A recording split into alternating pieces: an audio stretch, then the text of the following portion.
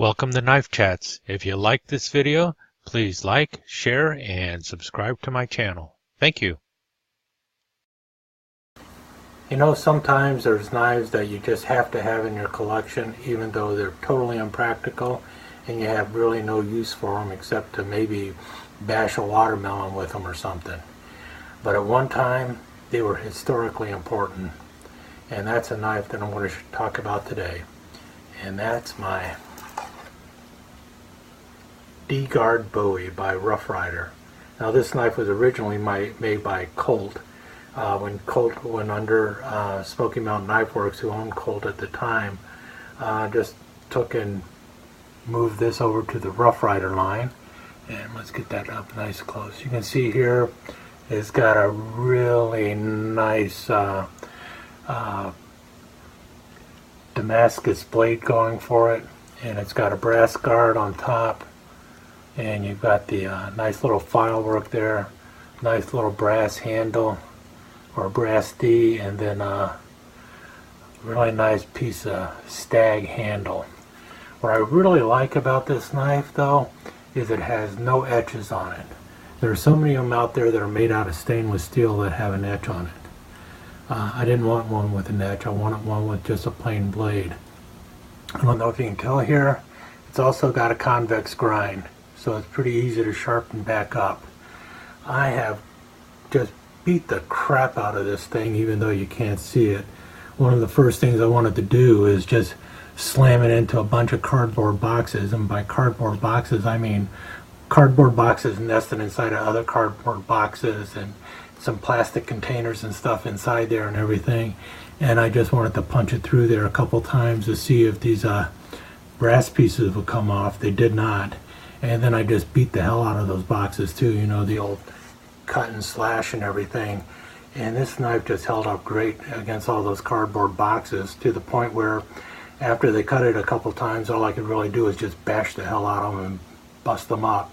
Then I started cutting into 2x4s with it, and if you notice, the blade is just fine and dandy. There's no nicks or anything else.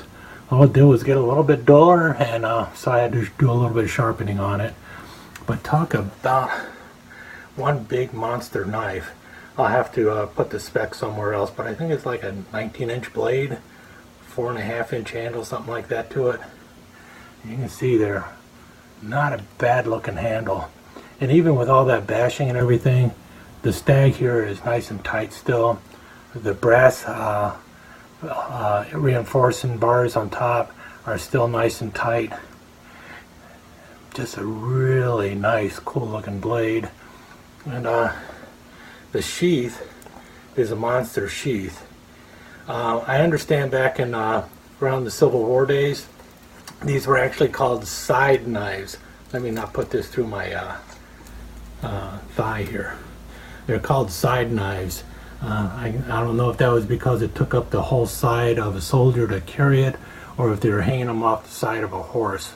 I think it had more to do with hanging them off the side of a horse so that you could easily pull it out.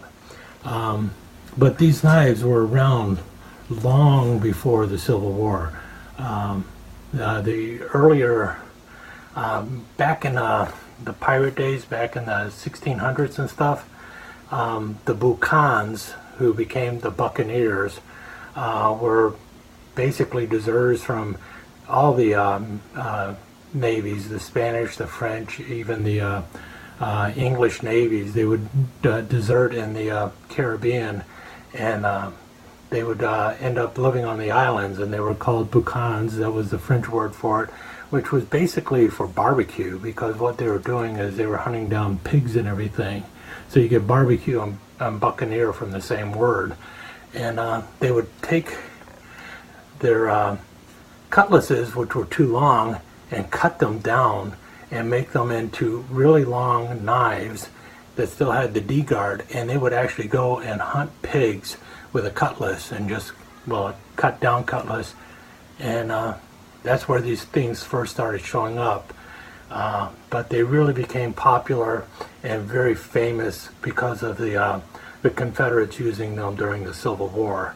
That's not to say only the Confederates used them, because when the Union soldiers saw them, they also started grabbing them and picking them up and using them too. So there you have it. It's got a little bit of history behind it, but it's just a massive looking knife, and it was something that I really wanted in my collection. And where I put it right now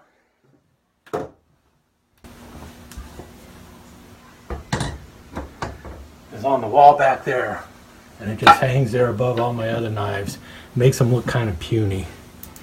But there you have it, my Rough Rider D-Guard Bowie.